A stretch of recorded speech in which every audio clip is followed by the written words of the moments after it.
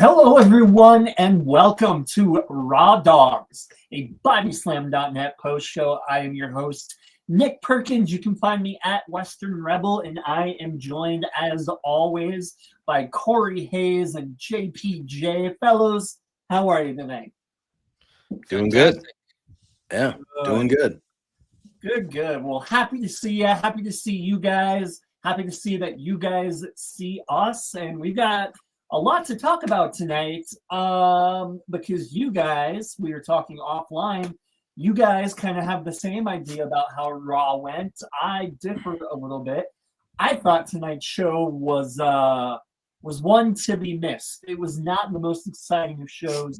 You guys, what were your opinions? Let's start with Cory. What did you think of it? I said it before we went on the air, but I think it was the best show to date on Netflix for them. Especially in-ring wise. Tonight, in-ring they had solid matches. We had wrestling on a professional wrestling show. It was more focused around wrestling and not really entertainment. So that's what I like to see. I like to see a mixture of both, but the wrestling tonight took the front seat, and I enjoyed that part.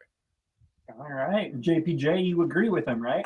I do, yeah. I mean, look, we're in that weird phase, right? When we have like 3 weeks still until the Elimination Chamber and we got a ways to go till Mania. So storyline-wise, there wasn't much progression. A little bit here or there, but the wrestling, like Cory said, the wrestling tonight I thought was as good a wrestling episode of Raw that we've had in a while. I thought all the matches were good to great. They were physical matches too. Like they beat the crap out of each other. A lot of these matches. It was good. Oh yeah, it was good. I very much enjoyed the in-ring action we saw tonight, big time.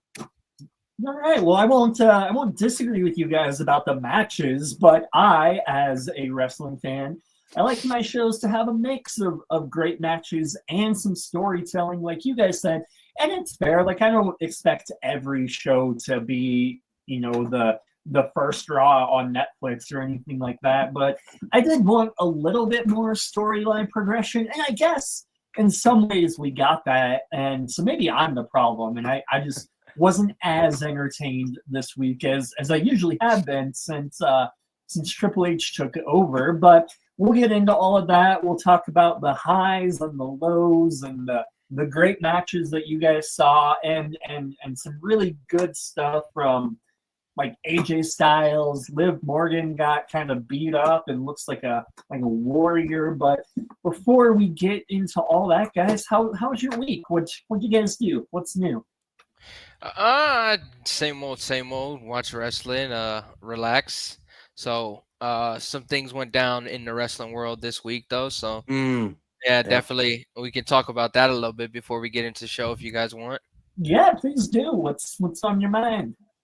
WWE releases happened over the weekend, starting Friday. We had a few releases in WWE, and then today it was announced a few departures from AEW. Yeah. So the pool of talent out there right now just got bigger. But I don't think a lot of them are going to stay out there long. No, especially the WWE ones are probably, most of them are going to end up being signed somewhere after that 90 days is up. But the AEW ones are free to sign wherever right now. So I think they're gonna get snatched up quickly. Yeah, very juicy on the Ricky Starks. People have been waiting for a long time for that to be dealt with. He's free. Malachi Black, Miro. Yeah, two of those guys, former WWE guys who went to AEW for the opportunity because AEW was an alternative, and obviously WWE let them go. The former regime let them go. These were guys that were Triple H guys. Both Miro and Malachi Black, known as Rusev and Aleister Black in WWE, were both Triple H guys. So I've got a feeling we're going to see them get snatched up fairly quickly by WWE. I definitely see Ricky Starks also getting snatched up by WWE fairly quickly. That NXT men's division really needs him. I was going to say, do you think we could see them as early as Saturday, Ricky Starks, at Vengeance Day, potentially? They have been doing that teaser for Mm-hmm. Vengeance Day, and they showed 4 figures. I Mm-hmm. don't think he's one of the 4 figures. I think he's going to be involved with the 4 figures. I was gonna say, could he be the leader? I Yeah. think he's going to be the leader Mm. because judging by the people who look like they're in there, I don't think Fresh Blood could be something that people are going to pop about really. Mm-hmm. They talk about Dion Lennox being in there, but even Dion Lennox, I don't think Dion Lennox is really capable of leading a brand new faction that's going to have people interested. You need to have a big name involved with them, and that's where I think Ricky Starks is going to come into play. Yep. I agree. I feel like the 4 guys that have been rumored to be in that group, they all have potential. They all could be good, but I don't feel like any of them are ready to be a leader of that group. And I feel like Ricky Starks kind of having those 4 guys at his back and being the lead, that is a perfect spot for him to kind of be in and be a top guy immediately. Right away. Yeah. Right away. And have guys behind him, backing him up. Like I think fully. I 100% think that's the direction they're going to go with him. I think Aleister Black is going to end up on SmackDown probably after WrestleMania. I don't think he pops up until after WrestleMania. But that'll be nice to see. I don't know Miro Rusev what's going to happen with him, but I could see him going to Raw. Going to Raw in that men's division, seeing what they can do with him there, because the whole Rusev Day thing was over. There was 3 of them involved in Rusev Day. I understand that, but he's still he's a pretty good worker in ring. He can work when he has good talent opposite of him. Yeah, they'll probably use him as somebody who squashes talent for a little bit again to get him over like he used to be when he was in NXT. Try to do something like that. Yeah, I think those guys who departed AEW are going to end up in WWE. Now let's talk about the ones who departed WWE real quick. Friday night when SmackDown was on, word came out that talent were starting to get released. Cedric Alexander was the first one who confirmed that he was released. Put out a tweet talking about thank you for the 8.5 years. See you soon. So we had Cedric Alexander go down. You had Sonya Deville be informed that her contract's not being renewed this month. You had AOP and Paul Ellering on the out again, which that kind of confused me because Triple H brought them in. They sat off TV for almost a year while they were still signed to a contract. They came in. They joined Final Testament. They did a little bit. They beat the Wyatt Six, and then there was no clear direction for them after that. So I don't really understand that, but I get it. A business is a business. Duke Hudson was released earlier in the week last week. Well, he was released in January, but it was announced earlier in the week that he had been released. Another good talent that's going to end up somewhere soon. Did you guys see his video after we got yes. up? Excellent. Excellent. Fantastic. He's gonna catch on somewhere quick. Charismatic, good looking, can talk, funny, sense of humor about it. Like that showed anything you want. Yeah. We might see him in like Ring of Honor or something soon enough. Blair Davenport got released. Isla Dawn Saturday morning announced that she got released. You had the Good Brothers Saturday were released. Giovanni Vinci, I'm pretty sure a lot of people saw that coming. He got kicked out of Imperium, got moved to SmackDown. They did a few vignettes for him, building him up just for him to get squashed by Apollo Crews. 2 matches, never to be seen again. So I'm pretty sure everybody saw him being a part of this batch of releases. And then word came out yesterday that Elektra Lopez was moved to the alumni section of WWE.com. And then PW Insider and Fightful confirmed that she had been released. And today she confirmed it herself. That one kind of shocked me. I was going to ask if I was a little blown away by it. Not because of the talent that she is, but the fact that she was involved in a segment on Friday on literally. SmackDown. She was literally in the segment backstage at SmackDown talking about you get your guys, we got ours, and we're gonna have a match next week on SmackDown. So, but I understand business is business.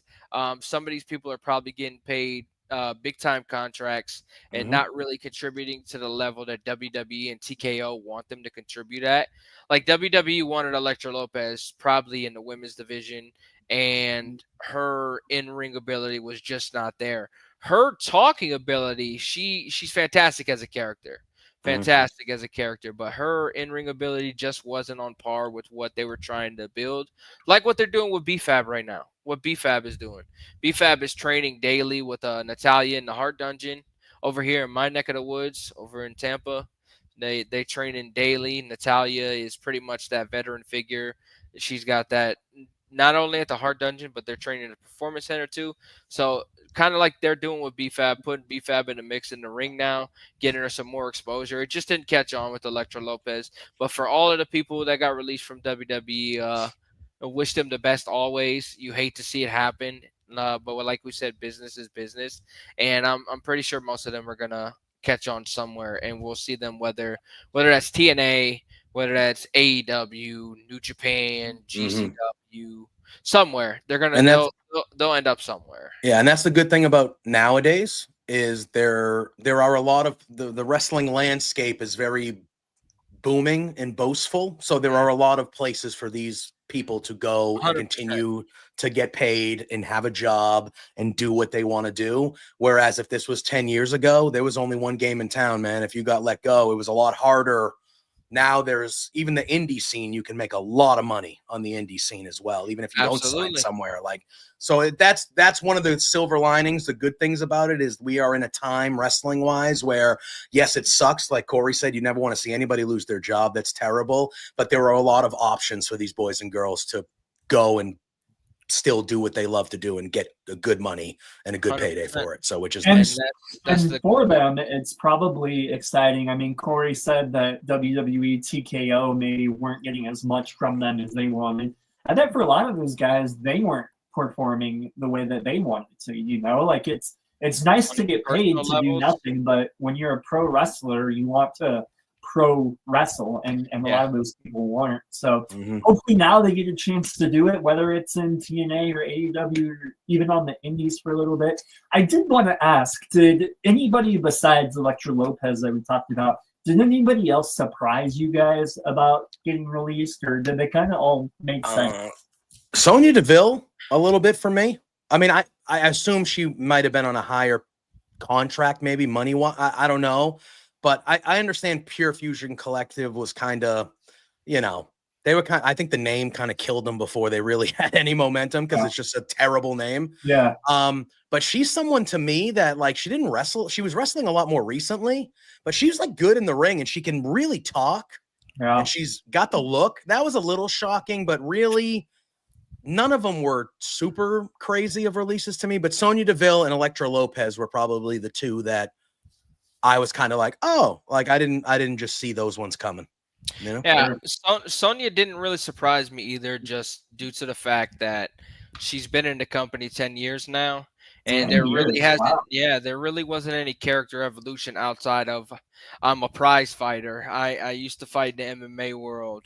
Her matches since coming back from injury were very lackluster.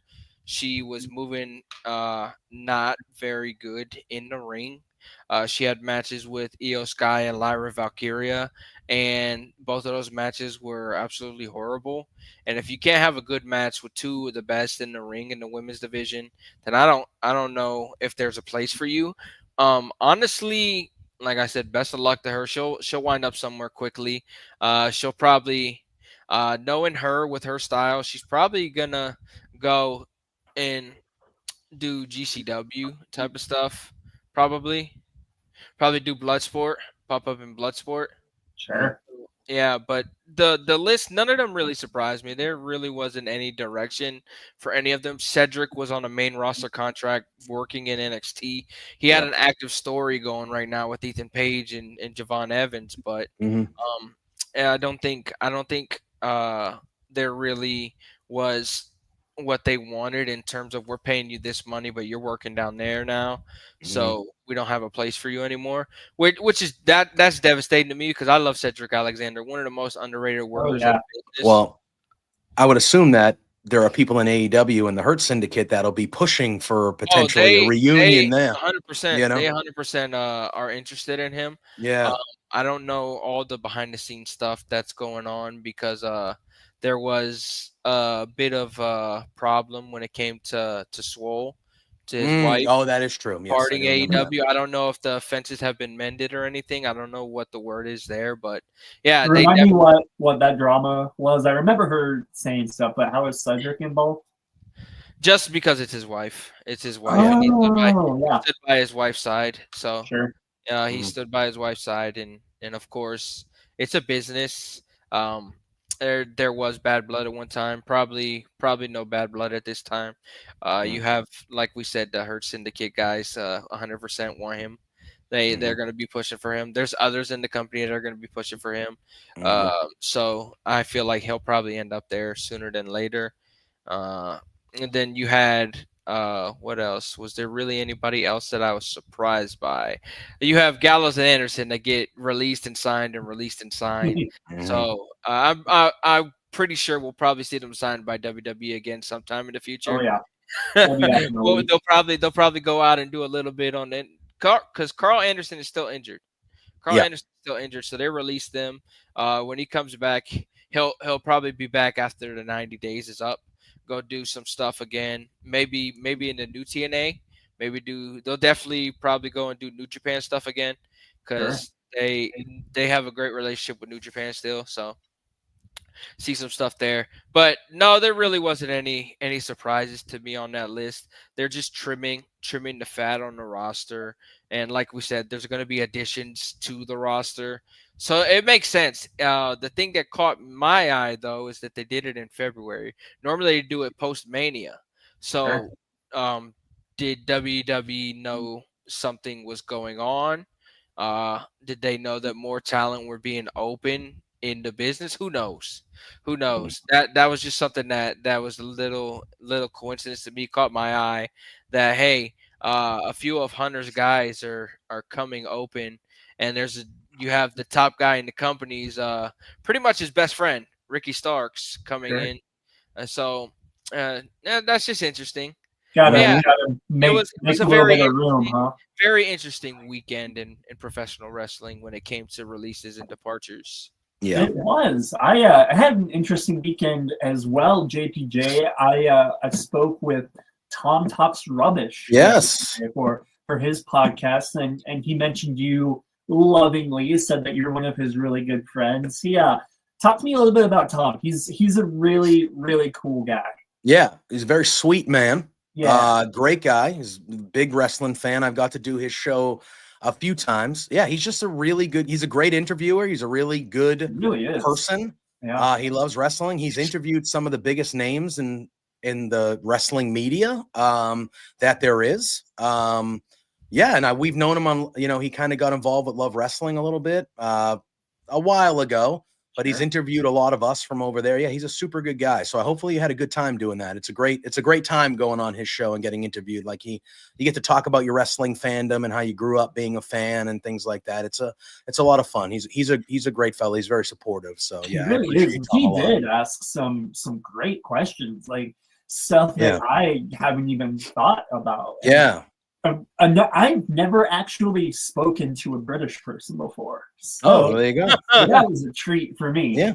Yeah. Everything they say just sounds like shit. I was going to say, yeah, he's got a nice accent too, because he's got the British accent, so that works in his favor as well. But yeah, no, great guy. Really a great guy. He did say, Cory, that he wants you next. So we'll put you in touch with him and you can go. It's a great time. It was a great way to spend an hour. Yeah. Very, very interesting. Very interesting. I'll have to listen. I'll have to listen to that.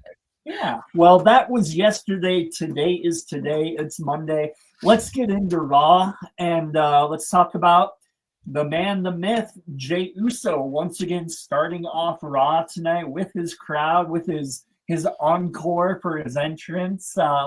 Do you guys see that kind of sticking around for a while? The little encore for his entrance music. I think it's done with now. I think tonight they did it. I think tonight they did it just to set up that one more time for him to officially say that I'm taking on Gunther. I think the encore stuff is cool because that's how he gets over. It's how he gets over with the crowd. He's extremely over with the crowd, and they're eating it up. They are eating up the Jey Uso character and the Yeet like crazy. So, but yeah, I think after tonight, it's definitely no more encores, more serious. I'm coming for Gunther, and I'm gonna take his title now. Yeah, I hope so. I thought, again, after winning the Rumble last Monday, I thought it was very cool. I thought it was cool that they ran it back on SmackDown. When they did it tonight, at first, I was like, okay, this is fun. I like it, but can we not do the WWE thing where we bury this into the ground and this is every show for 2 months? Like, we don't need the encore all the time, but seeing what it kind of led to with the Gunther angle and how we got to where we got to, I thought it was actually really well done. Yeah. Very well done. I thought that was a great camera shot from like behind the crowd where you see him and then he just disappears off a frame and you're like, what the hell happened? And then it kind of went into, purpose? Yeah, and then it went into Gunther takes off his jacket. Yeah. And he whips it at Pat McAfee, and Pat McAfee dodges out of the way, and it hit a kid directly in the face. Yeah. Oh, no. Right in the face he took it. Right I couldn't believe it. Direct hit. Like, that was probably a moment that kid is never going to forget, though. No. Oh, yeah, especially if they can get a lawsuit out of it. You could see McAfee checking on that kid like the whole rest of the say. He's like, oh, because he whipped it at McAfee, and McAfee just out of reaction just went, and he like ducked and moved, and that kid got the whole jacket right now. I'm gonna have to rewatch that. That sounds hilarious. Something about kids getting hurt. I love it. Yeah. It was definitely something. Yeah. Well, like you guys said, so Gunther came out, he attacked Jey, and it's official, Jey versus Gunther at WrestleMania. I know we talked a little bit about it last week, but do you guys see Jey versus Gunther ending one of the nights of WrestleMania, or do you think it's going to be maybe an opener? I think it's probably either going to be a co-main event or it's going to be a hot open for. I was going to say this has opening night. This has night one opener to me. Written all over it. Jey Uso with the opening entrance at Mania. Yeah. I could say night one, but remember what they did last year with night two where they opened with the. That's true. So they could go that route. But yeah, opening Mania night one with Jey Uso versus Gunther and the crowd immediately popping like that. That's my thought process. Yeah, that might be the if right. The first thing you see, you do the WrestleMania entrance. I mean, like the intro video, the fireworks, all that stuff, and then the first thing is a massive Jey Uso entrance. Yeah, with the fans, like probably 100,000 of them losing their friggin' minds, and then he wins. Like to me, to have that visual open the WrestleMania weekend, that kind of, I think that'll be a visual that you're probably not going to get in many other instances on that weekend because Jey Uso is just so over, over. Yeah, 100%. Yeah, I absolutely agree. That'd be cool. They could really do something really cool with the cameras and stuff. Yeah, and I'm sure he's going to have some sort of grandiose, even hyper, like bigger, and he's going to have a major entrance. Yeah, so that'd be cool. I'm here for it. Well, after that, you said that there was some really great wrestling that happened on Raw tonight. Tell me about the first match, Corey. It was a tag team match, and we got about 15 minutes, which I thought was. The tag team match, outstanding. Those 4 women put on one hell of a match. Mm-hmm. You're always going to get a hell of a match, though, when you have Io Sky involved. Io Sky, I'd compare Io Sky to Rey Mysterio in that she is. That's the kind of worker that's the kind of worker that she is. Io Sky. It was good to see Dakota Kai back after suffering a concussion. Coming back in 3 weeks. Good to see her back. Glad that she's healthy again because she hasn't had the best luck when it came to injuries. Unfortunate a few times. So it's good to see her back. Good to see her kicking ass again. Liv Morgan, hell of a worker. Let's talk about that. People talk about Liv Morgan not being able to wrestle. You're a damn lie. You are lying to yourself. Liv Morgan can 100% wrestle. Liv Morgan's chemistry with Io Sky is absolutely fantastic. In the match, Liv Morgan got a shiner. Liv Morgan got cut badly, and she continued to work like the badass that she is. Ultimately, this match, Damage Control comes out on top. Io gets her revenge on Liv. and all is right in the world. I All love is this right. match. Yeah, I love this match. I thought these 4 women beat the crap out of each other.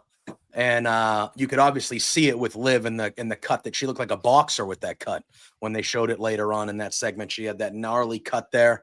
Yeah, I agree with everything Cory said. I thought Raquel was really good in the spots that she was. I thought 100%. all 4 of these women were perfect in the spots that they were put in this match. That top rope code breaker, that looked like it broke Io's nose. That's how gnarly that looked. And it looked like so good. That was a gnarly spot. It was just back and forth. It was hard hitting. There was, Io looked like she was banged up. Liv was obviously bleeding. Like, it was just a really good hard hitting match to start the in-ring for the night. And I'm glad that they kind of did the whole first hour was the women wrestling, at least. I liked how they did that. Yeah.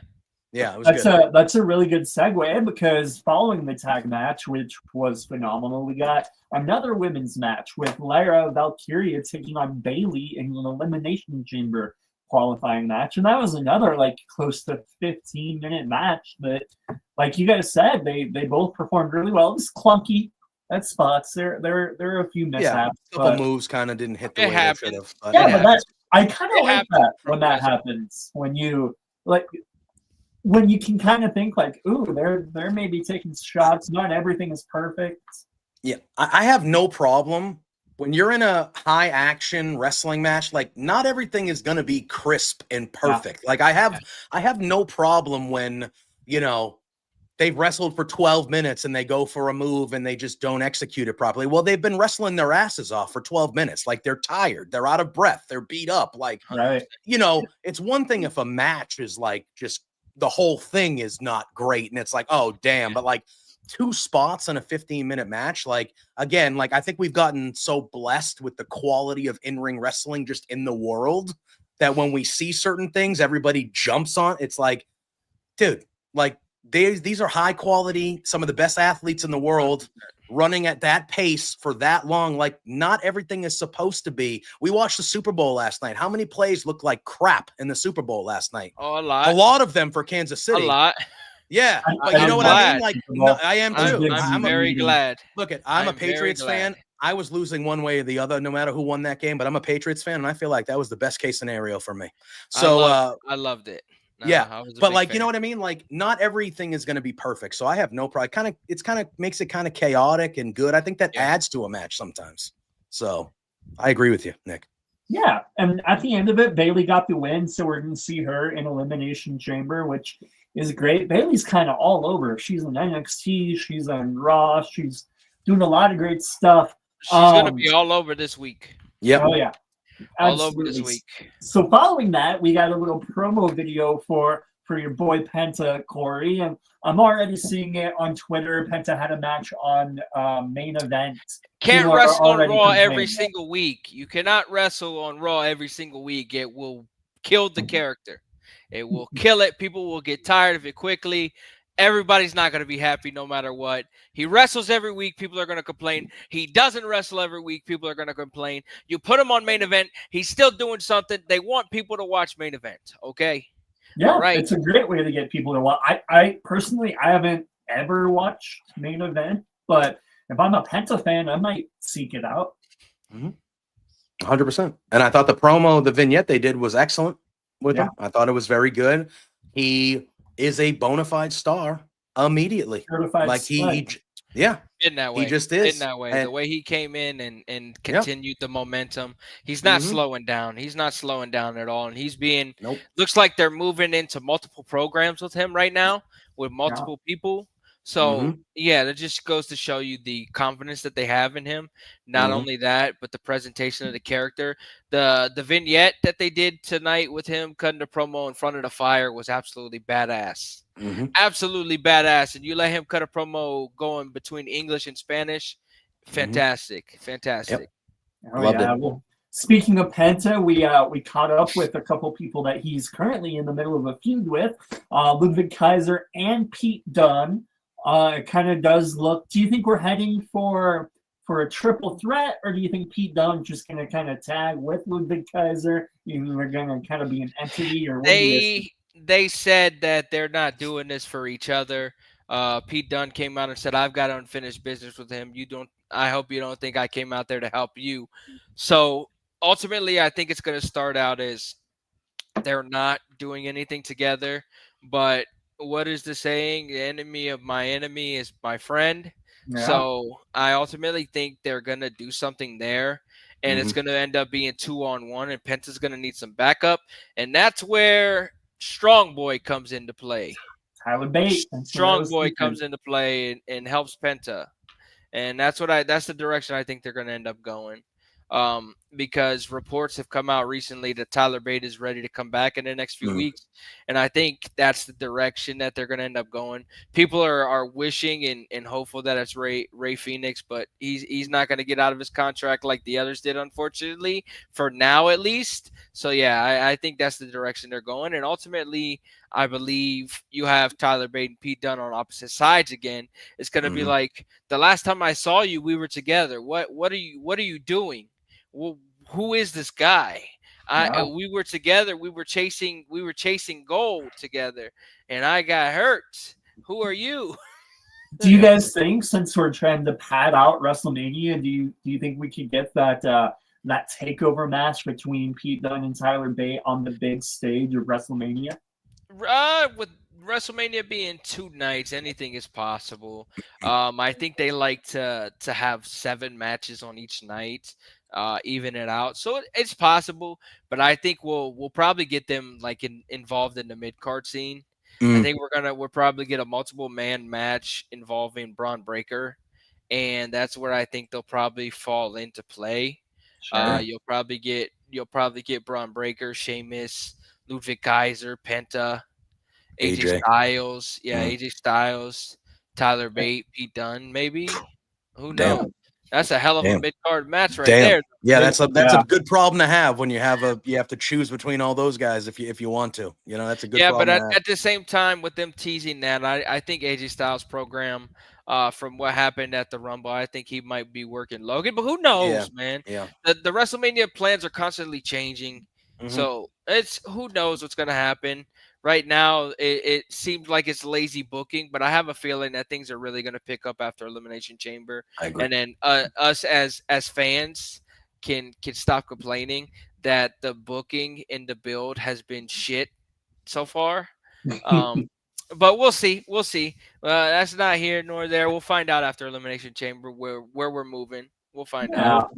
Well, you mentioned AJ Styles following a brief backstage shot of Lyra Valkyria and the Alpha Academy. It was said that Alpha Academy would be taking on the War Machine later in the night, but after that, AJ Styles made his entrance and said that he was coming back because it was old stomping grounds, and he thought about maybe putting his career on ice, but he had too much business left unfinished, too much left to prove, and that Mysterio and Carlito. And no, I'm a Dominic fan. I like what he's done. I think he's grown tremendously.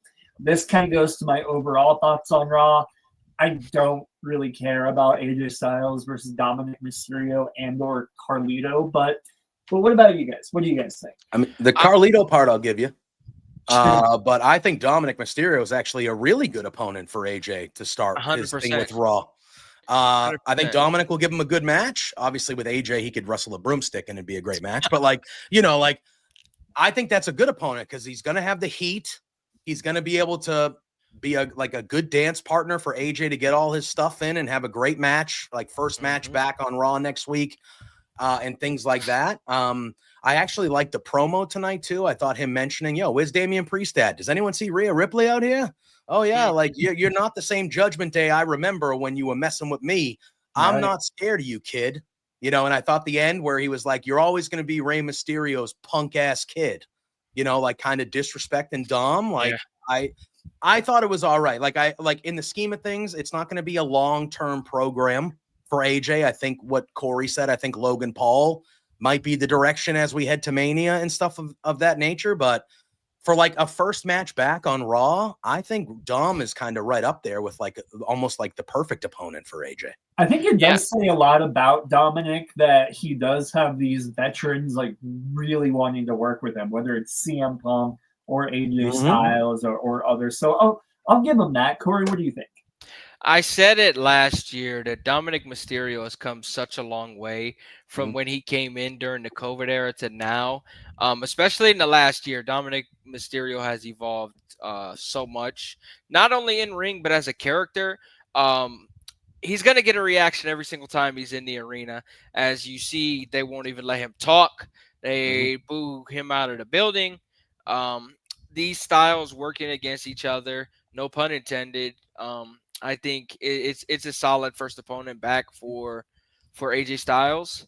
Carlito's obviously going to be looming. I don't think that's going to be a problem. I'll be honest. I'm one of the only people that probably enjoys the Carlito comedy character. I like it. I don't mind it. It's Carlito as a veteran there to lead these young guys. It wasn't like he was going to come back and have 5-star matches when they signed him. So him being involved in the picture doesn't really bother me. So I think Dominic and AJ are going to have one hell of a match next week on Raw. Sure. Yeah, that is completely fine. Well, speaking of AJ Styles, in addition to his feud and his interaction with Judgment Day, he also had a bit of a stare down with Braun Breaker, the Intercontinental Champion. What is the idea of that match? And a wonderful cowboy hat too, by the way. Great cowboy hat. Rocking the cowboy hat. I just have to say, put it in my veins immediately. AJ Styles and Braun Breaker. Yes, yes, and yes. I am ready for that whenever they want to give it to me. I am ready, and I will be front row for that because that is going to rule. These feuds that they're teasing right now with Braun Breaker, and every single one of them I'm ready to see. I am 100% ready to see Braun Breaker work with these different talent.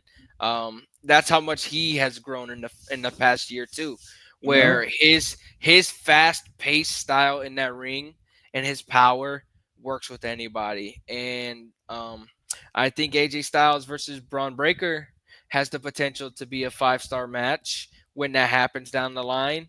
And I have a feeling that Braun Breaker and Penta, when that happens down the line as well, is going to be a 5-star match. So, Braun Breaker right now holding that Intercontinental Championship, while it might not seem like much because all he's doing is these backstage segments at the moment, I think they're building for something more like we talked about last week. Talked about he's probably going to lose the title and get elevated to the main event scene. So I think that's for now, we can get excited for all of the potential matches for him in the mid-card scene. Yeah. Imagine, though, eventually Braun Breaker versus Gunther. That's going to happen. They teased that a little while ago. It's in the rearview mirror now, but they teased that there's in the back as well. There's a lot of teases that they've done. They teased Braun Breaker and Jacob Fatu too. Yeah, they know what they have. They know that. Yeah, Braun Breaker, there's a ton of young guys that are going to carry the company for the next 10 years. That guy is the guy. That guy to me is the guy. And they know it, and everybody knows it. That's why he's still a heel. He don't get booed. Everyone's barking. He don't get booed because everybody knows that guy is the guy. And I'm ready for all of it. I'm ready for all of it with him. Undeniable. So speaking of undeniable, War Raiders kind of before when War Raiders were NXT, they were one of my favorite tag teams because I just love big beefy dudes doing big beefy stuff. And they did have a match with what's Big E's favorite thing to say? Yeah, big meaty men slapping meat. That's what we got tonight.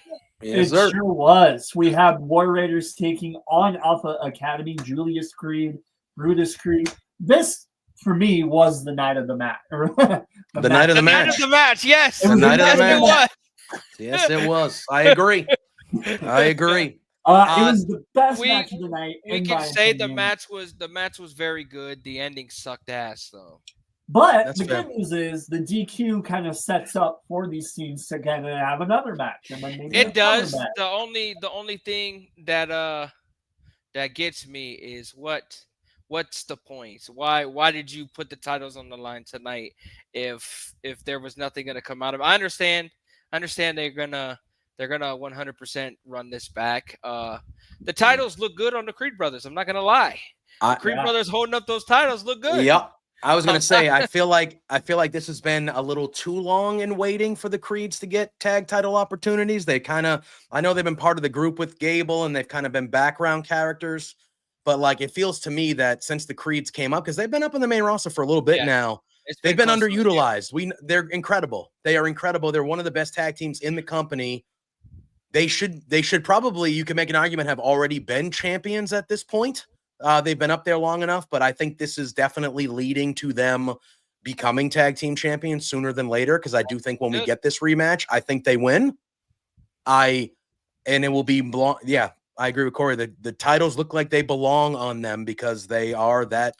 They are very team. good, very good, very good. Yeah, we're getting Team Angle vibes, obviously, from the Alpha. That's exactly what American Made is. That's what they are. Yep. 100%. Yeah, I'm all for it. You know, to me they could do War Raiders versus Alpha Academy as much as they did DIY versus Motor City Machine Guns. Like, let them have a best of 7 match. Let them. Yeah, I wouldn't mind it. When the War Raiders took the titles from Judgment Day, finally, the focus was supposed to be the tag team division is going to be doing more now with them having the titles and the titles not being in a stable. If the Creed brothers were to win the titles from the War Raiders, I don't want to see American Made being the focus for the tag team division. I want to see the Creed brothers be the focus. I want the champions being the focus and not being background characters just holding championships. So if they do take those titles from the War Raiders, please don't go with Judgment Day 2.0 and just make the titles props. Keep up the momentum of the tag team division right now. Gotta do it. I agree. I think SmackDown's tag team titles are awesome. What do you guys think of the Raw tag team titles? Just the overall design. I like them. I like them. They're different. The WWE Tag Team Championships are different. Yeah. I'm not a big fan of the coin design. The circles, which is what the World Tag Team Championships are. I'm not really a big fan of that. So it was refreshing. It was kind of an ode to the previous WWE Tag Team Championships. Kind of what they were going for with those. So I like the design of that. Not to mention the tag team division on SmackDown is fucking killing it right now. Oh yeah. Yeah. I agree. We talked about it a little bit last week. What they were doing on SmackDown with those teams and having 4 or 5 teams all involved and things of that nature. I kind of want to see, hopefully tonight was the start of them trying, like on Raw, getting the tag team I would like to division. See it. Yes, because the SmackDown division has been excellent and excelling here for the last month or so, a little bit longer than that. Yeah. Now we need to see it kind of even the balances out on Raw. And a match like that, even though we know why the ending happened, even as disappointing as it was, because they were having a great friggin' match. I'm hoping that this leads to more great tag team stuff on Raw, because if they can equal what they're doing on SmackDown on Raw, we're going to be eating pretty good, because I love tag team wrestling and I feel like they got a bunch of good tag teams and they really need to utilize them. And hopefully, this is a start of seeing that on the Raw brand. Yeah, I'm there with you.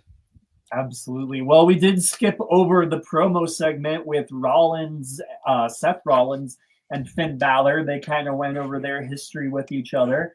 Finn Balor said that, last time I saw you, you were losing to CM Punk at Raw, and then you lost your mind at Royal Rumble. He sounds like he wasn't really taking Seth Rollins all too seriously. Said the only thing standing between him and the Elimination Chamber is Seth Rollins, and obviously this is a feud that goes back years. They fought for the original Universal Championship. Yeah, great match that both built and kind of derailed Finn Balor. Yeah, I would say, but they've got a rematch next week, and I'm really looking forward to it. What do you guys think about this segment, and what are your thoughts on the match for next week? I think the match is going to be good. The segment really didn't do anything to move me, though. It was just another segment to me. Yeah. Seth Rollins doing the whole Seth Rollins thing. where they're mentioning the names of the people in the chamber, and he's like, yuck, yuck, yuck. He's just doing the whole Seth Rollins thing again. It's like the promo last week on Raw. I really wasn't into it. Kind of sounds like you're a little bit oversat. Yeah, they're doing these segments with him where I'm not really a big fan of them. But Finn Balor and him should have a solid 15 to 20-minute match next week on Raw. Those are two guys who can still go in ring, especially Finn. People have been saying Finn is washed, blah blah blah. Finn, when it comes to in ring, can still do it. You gotta be patient with him.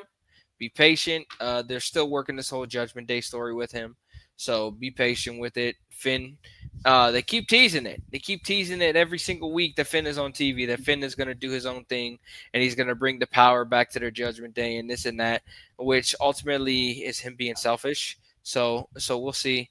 We'll see what happens there. Yeah. This promo segment, it was nothing new. It was nothing new. There was nothing gained out of it to me, like Cory said. Like, again, it was a typical segment, but there was nothing new here. We didn't find out any new information. We know about the history with him and Finn. The match will be very good, as we expect it to be. I just need Seth Rollins to turn heel. Do you think he's on his way? I think they've been teasing it. I think they've been teasing it a little bit. I think he's going into a trip. I think he's gonna. Yeah, exactly. Like, I think that we're clearly leaning towards him, Roman, and Punk at Mania in a triple threat. Roman and Punk are not going to be the heels in that. I think Seth is the logical choice to kind of flip and be the heel antagonist, that type of guy. When it gets to that, and I think it's going to happen. Again, I still like the Rollins character. He's still clearly over. He just needs a little bit of tweaking because I do think it's getting stale. So I think a little bit of an attitude change. Definitely going to do the attitude with him. Yeah, would be good. Yeah, I completely agree. I am looking forward to the match. I think anytime those two are in the ring, it's something special. Following that, we caught up with Finn backstage, and kind of, Cory, you alluded to it, a little bit of dissension continuing between Finn and Dominic and the rest of Judgment Day. Do you think that Finn eventually is either going to take himself out or be taken out of Judgment Day? The latter. He's going to get taken out of Judgment Day, because in that segment, they mentioned with JD being out, they want to look for another member. And Finn was like, no, I'm going to do this. I'm going to win the chamber, and I'm going to win the world. I'm going to win the title. No. So Judgment Day is not supposed to have any leaders, right?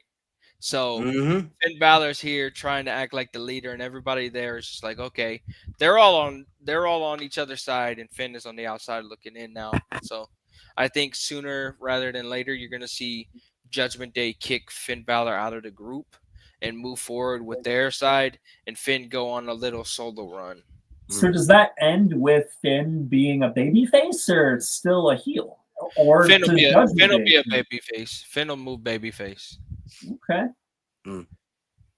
Yeah, Finn. I think we'll get Finn Balor back as a babyface, especially if they're gonna move Seth Rollins heel, and Finn Balor is gonna go as a singles competitor. You're gonna need to even it out there.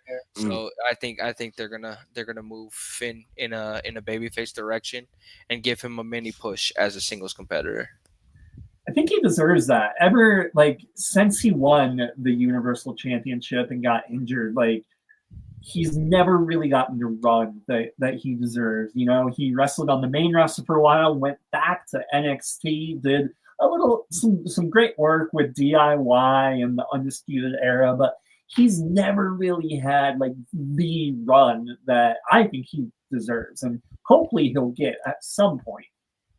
I think he will. I think once he's on his own and he's a solo guy, I think they will position him as a top guy, and I think, it might not happen this calendar year, but I do think he will be a world champion again at some point before he's, it's all said and done with him. I think he's that caliber of a guy.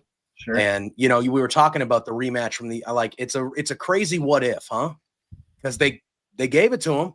They gave him the first ever Universal Championship. They were clearly going to have him be the face of the Raw brand Yeah. and obviously he got injured in the match, and it didn't end the way that they wanted to. But and that was the old regime, even like they clearly they saw had him, something in him. Yeah. So I don't think that's changed, even though it's been what, 9 years, 10, 8 years, whatever, however long it's been. 2016. Yeah. So it's 9 years. 9 years. Well, 8.5 right now, because it happened at SummerSlam 2016. So it's been a bit. Yeah. So, but I think if they push him right, I think there's no question that the sky's the limit for him. He still can go in the ring. I think he can be a great heel or baby face. I think he's a top guy if they treat him with that kind of care. So yeah, that's what it comes down to. A match I would love to see, and we can now. And a couple of years ago, I didn't think this was ever possible, but Finn Balor versus CM Punk, I think, would be an incredible match. And last week we saw Sami Zayn versus CM Punk, which was a excellent first time match, and it was great. So give me Finn Balor versus CM Punk. I would watch that any day of the week. And speaking of CM Punk, he was out next to cut a promo and kind of build interest for Elimination Chamber. You guys, CM Punk is my favorite wrestler. Definitely right now, definitely top 5 of all time. This segment did nothing for me. I thought it was boring. I thought there wasn't really a point to it. And then it ended with Logan Paul, which nobody wants to see. I don't know. It wasn't doing it for me. So, okay. I am a big CM Punk guy. Okay. I'm a big CM Punk guy. I don't even dislike CM Punk as a babyface, even though I think it's very clear he's a better heel than babyface. However, I need the hugging of the kids to stop. I need him to stop telling me how good it feels on a Monday night in whatever city he's in. I don't want that babyface CM Punk, okay? Yeah. You can be a babyface, that's fine. I need you to be the old, bitchy, grouchy old man who's just cool that we all like. Stop hugging kids. You're not Rey Mysterio. Stop hugging kids. No kissing babies? No. That is not the CM Punk I want. The babies. That is not the CM Punk I want. What? F the babies. I don't know about that. I'm not gonna say that's fine. I'm not gonna say that. And I don't have a problem with CM Punk being a babyface at all. But this John Cena, I'm a man of the no. I'm done with it. I'm done with it. Move on. Give me that edge. I need that. I need that edge from CM Punk. He did in the promo a little bit. He did. He went into that side a little bit. He went after Cena, which I very much enjoyed. In the promo. I 100%. I like that because that's setting up for the future. Where I think they should be the final two. He did in the. There was an interview he did before Raw last week, where he said, "I want to slap the shit out of John Cena." Before he qualified for Elimination Chamber. So now that he's in Chamber, he's taking shots at Cena and how Cena's not doing the work that he said he was going to do. And he basically just declared himself, I'm going to go in the Elimination Chamber. So we're circling back to the old days with the two of them. And like you said, I think that those two should be the final two in that match. I would be okay with either one of them winning that match. But I think the two of them should revisit their past, which sets up to the future match later on.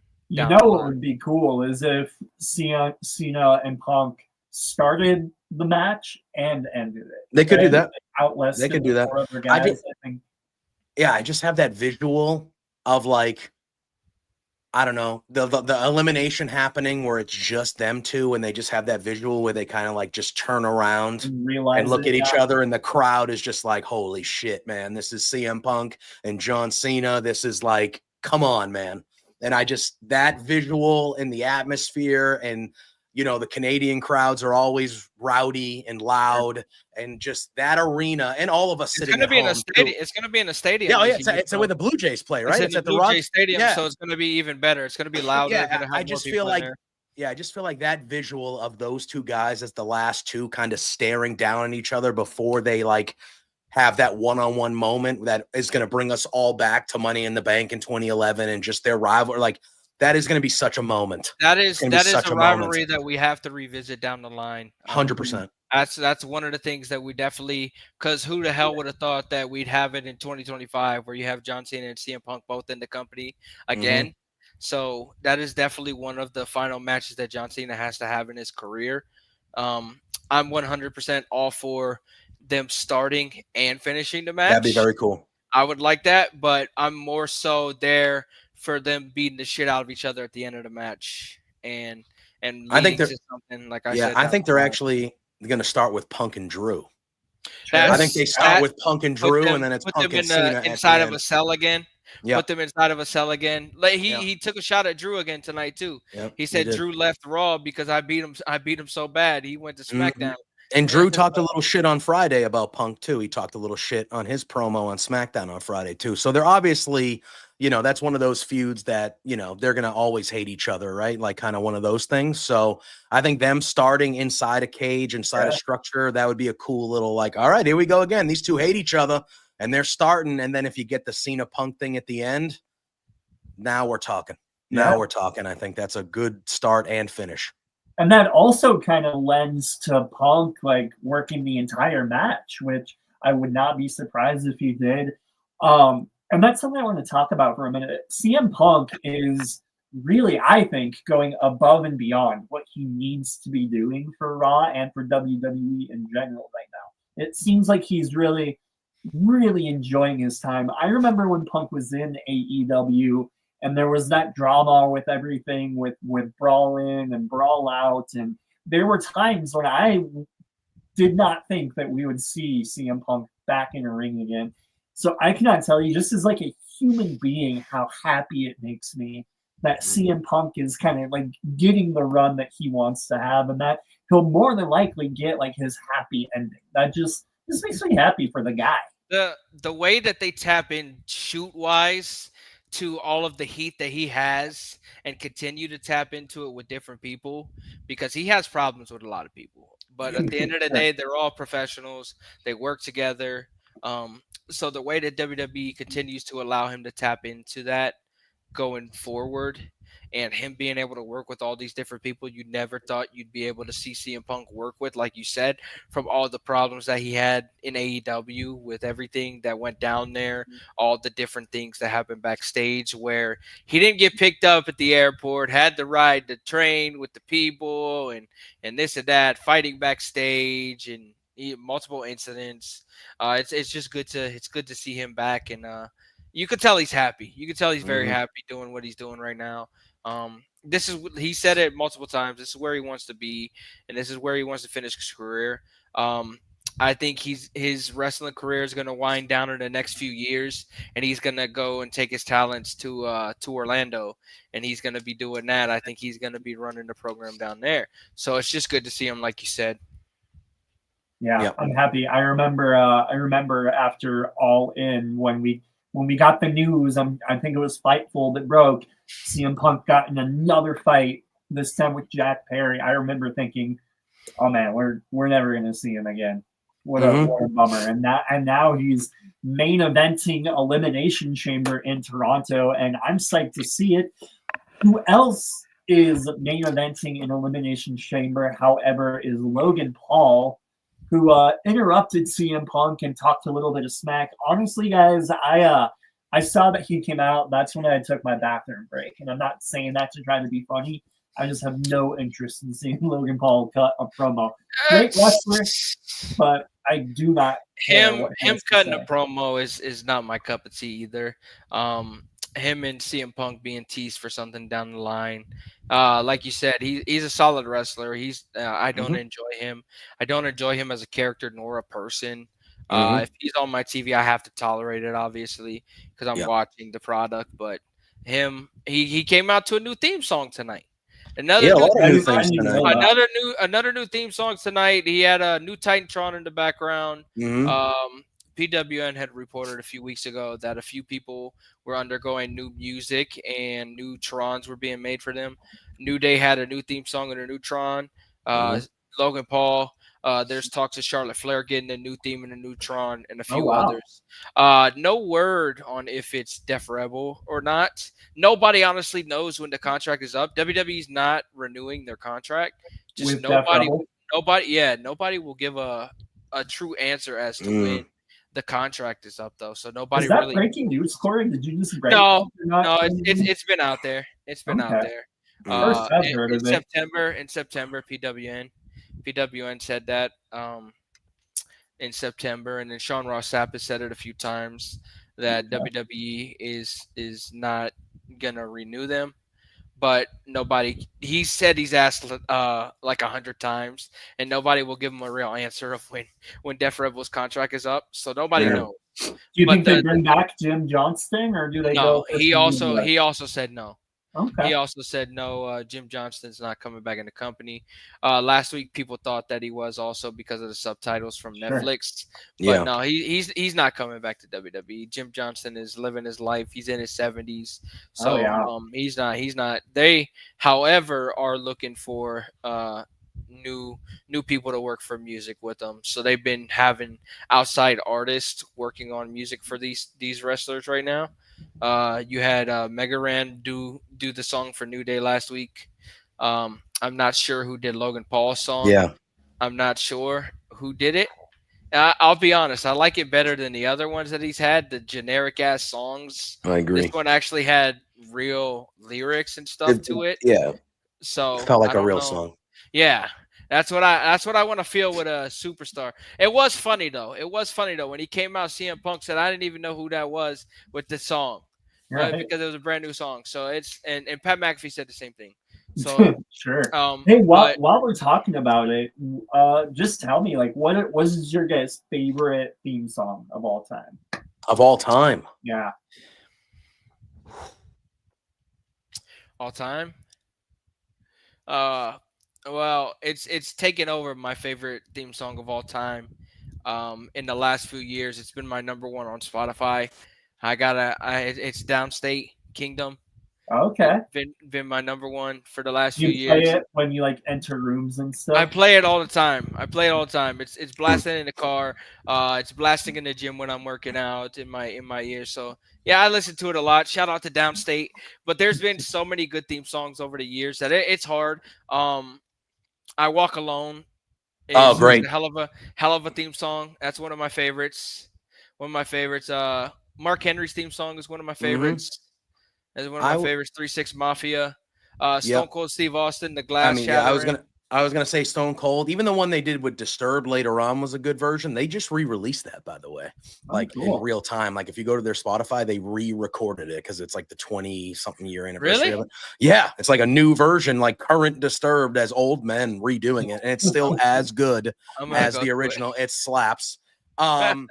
One of my favorites of all time, and I know Triple H has a lot of bangers with Motorhead and things like that. Evolution is great. I really like the Evolution theme song, but I preferred My Time from Triple H. 1, 2, this song, huge. Yeah. It's a very, very good. And look, I'm gonna be 40 this year, so I'm a little older, I think, than there you go. Now you're telling your age. Now you're telling your age. It is what it is. But I'm going to be 40 this year. When the DX song first came out, that was the coolest friggin' theme song that ever existed, ever in the history of wrestling when that first came out. And I just remember hearing that for the first time and being like, wow, that's really cool. That sounds like Rage Against the Machine. Yeah. And no music like theme songs sound like that. So I remember that being a very big deal. You know what's annoying is in the last few years of the WWE 2K games, they have like the DX entrance and stuff, but they don't have the music. Yeah. I also think what am I do with that? When NXT was in its black and gold, like the prime of it, they had like Asuka's theme ruled, Shinsuke's theme ruled, Aleister Black's theme ruled. CFO crushed it. Killing it. Yeah. Crushed it. And some of the talent still have their theme songs from them. Thankfully. So I definitely 100% enjoyed that run of NXT theme songs that they were creating. I wish that they never split up because I agree. Fantastic composers. After Jim Johnston, they were fantastic. Def Rebel's given some good songs, but overall their track record is not very good. Mm-mm. The Bloodline theme songs that they created are fantastic. A few other songs. Yeah, that they Solo created. has a good current one. Solo's theme is legit. That's a banger. That's a good theme that they have with Solo. Banger. Barely knew her. Yeah. I don't want to talk about Solo because I cannot believe we are going with Solo and Cody again. Kiss my ass. Yeah, who asked for that? That's another show. That's on Fridays. I know, but who asked for it? SmackDown Dogs can talk about that, but anyway. I'm with you. Since you guys asked, my favorite theme song of all time is the later version of The Undertaker's, where it was still his classic theme with that cool like electric guitar solo in it. Oh, yeah. I thought that was the collection that WWE put out on Spotify with all the different songs that were created for Undertaker for his 25th anniversary. I still listen to a lot of them. I'll sit there and I'll listen to the piano version of his theme song. Yeah, it's so good, so good. I'll sit there. I listen to all of them. He there's been great songs over the years. There's been plenty of stinkers, but overall theme song music, especially when it comes to outside artists being used, great. Yeah, absolutely. Well, let's finish this show off strong. So Logan Paul did end up defeating Rey Mysterio clean. I thought maybe there would be some shenanigans, but Logan Paul defeated Rey Mysterio on his own. What do you guys think of that? Was that new finisher? The finisher looked fantastic. Yes, I was very surprised. I put out a tweet. I said I like the finisher. I guess Pat McAfee called it the pulverizer. The pulverizer, yes. The pulverizer on commentary, and Michael Cole said that's what we're gonna go with. But yeah, it was fantastic. He hit him with the right hand, with the fist that has the plate in it, and he hit him. He hit him. Rey Mysterio, he connected with him, and then he hit the finisher. There was some solid moves in that match that they hit on each other. The fall away slam from the top rope looked really good from Logan. Incredible moves from both of them. Yeah, look, I agree with everybody when it comes to Logan Paul. As a person, don't care. Not the promos I don't need to hear. Like, I get it. But he's good. Look at he's good. He's good in the ring. That was a good match with Rey. He needs some tuning still in ring. He's not perfect. Yeah. But he could work with the best of them. We've seen it throughout his 2-year career in WWE right now. Yeah. Rey Mysterio at 50 years old looks like he's 25 still. I think he could go many, many more years, but I don't think he wants to. I think he's on the back end. He's ready to wind it up soon, so that's why he's doing this. But stem cell therapy is fantastic for him. Incredible. It was a savior, and I'm probably 100% going to say that he wishes that he was able to do it earlier in his career, because he would have been working instead of getting let go and not really being able to work like he wanted to. If that happened, he probably would have stayed with WWE for his entire career.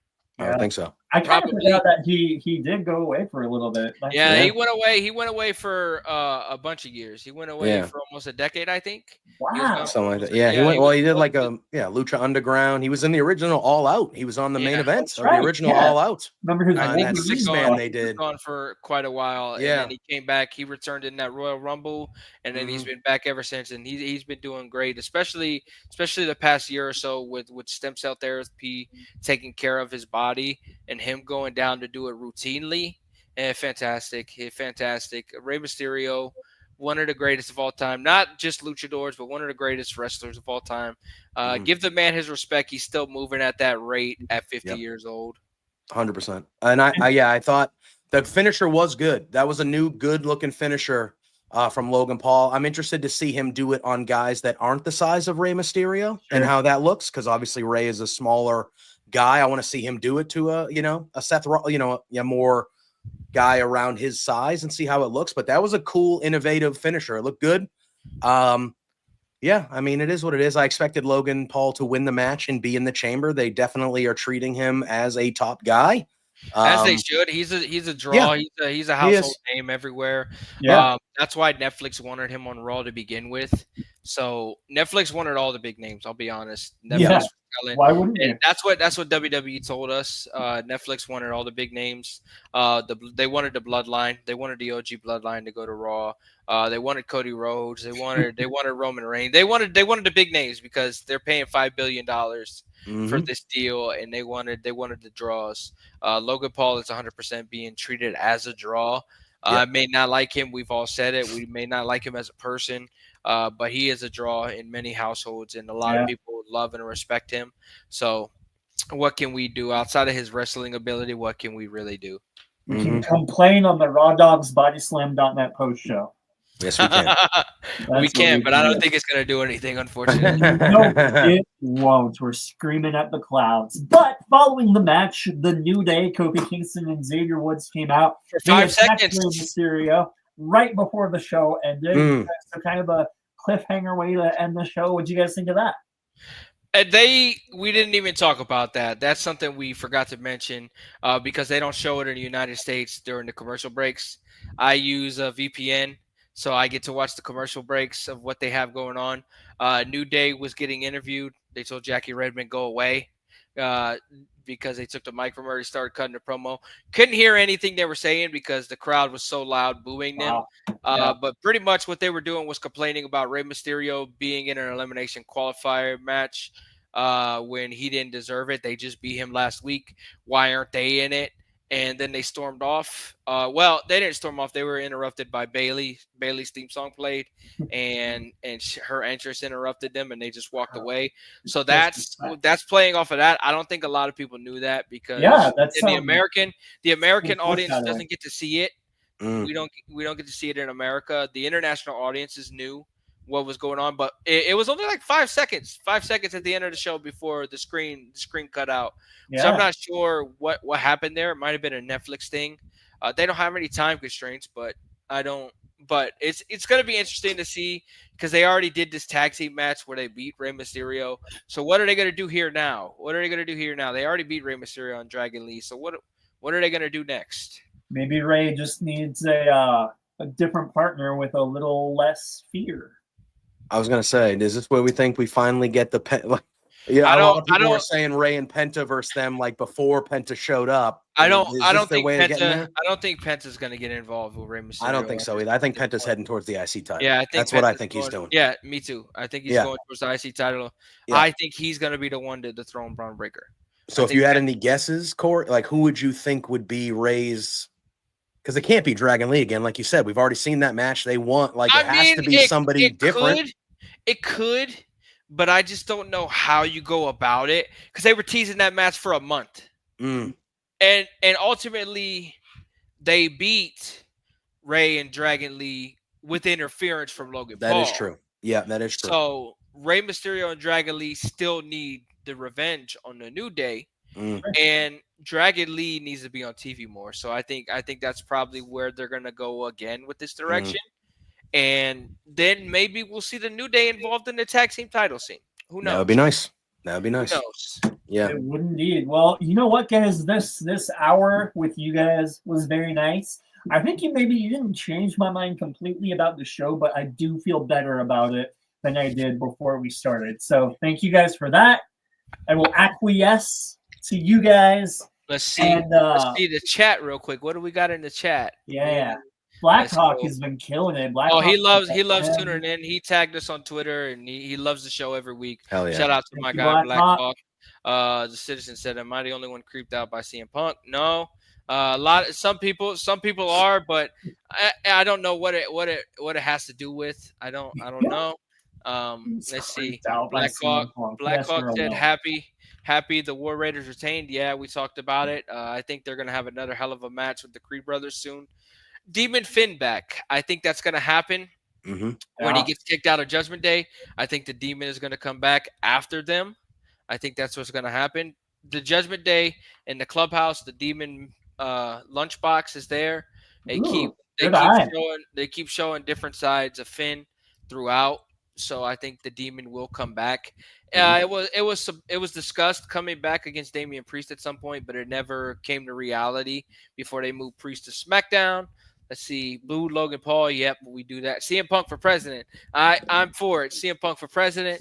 I can't wait for Chamber. Better than who we've got now. I can't. No comment there. I can't wait for Chamber because almost everyone predicted to be in it has strong history with Punk. 100%.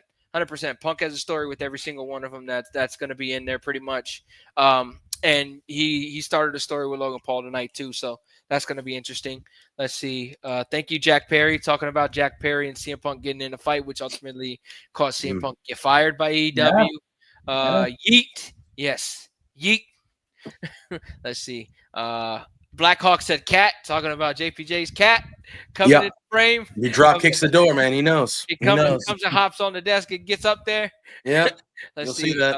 Non-WWE, but Tetsuya Naito's Stardust theme is your favorite, Blackhawk. It is a good song. That is a good theme song. Jacob Fatu. Alistair Black's back on Spotify. If he still uses the same theme song when he returns to WWE, that was a good one. Yeah. My time, Triple H, hell of a yeah. Ministry of Darkness is an underrated Undertaker theme. I agree. Let's see. Rey Mysterio talking about Rey still being able to go at 50. Let's see. Blackhawk said W fellas, W show. W support as always. Yes. Thank you very much. Appreciate it. And a W. Awesome, guys. Well, this has been a blast as always. Thank you for your time.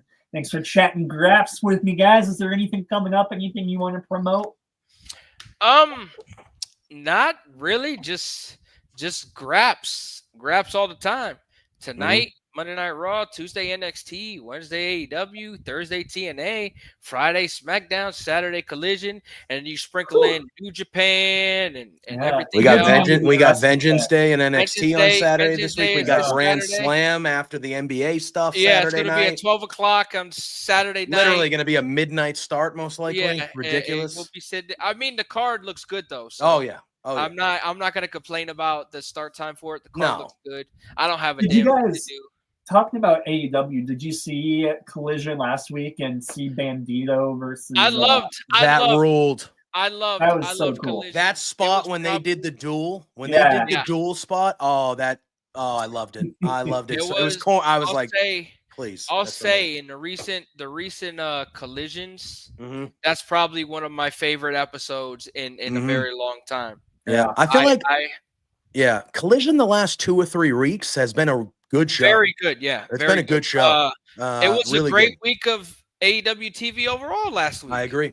Between Dynamite and Collision. So I just really hope they keep up this hot streak that they're on right now. It's great for the business of professional wrestling. We have the tribalism, but who cares? Let's enjoy everything, man. Enjoy it. Enjoy everything. Fantastic. Those are great words to live by, everybody. Well, thank you so much for tuning in. JPJ Loves Gaming on Twitter at Cory_Hays407 and at Western Rebel on Twitter/X. Thank you guys for checking out Raw Dogs, a Bodyslam.net post show, and we will see you next week. Much love, y'all. Peace. Peace out. Bye-bye, everybody.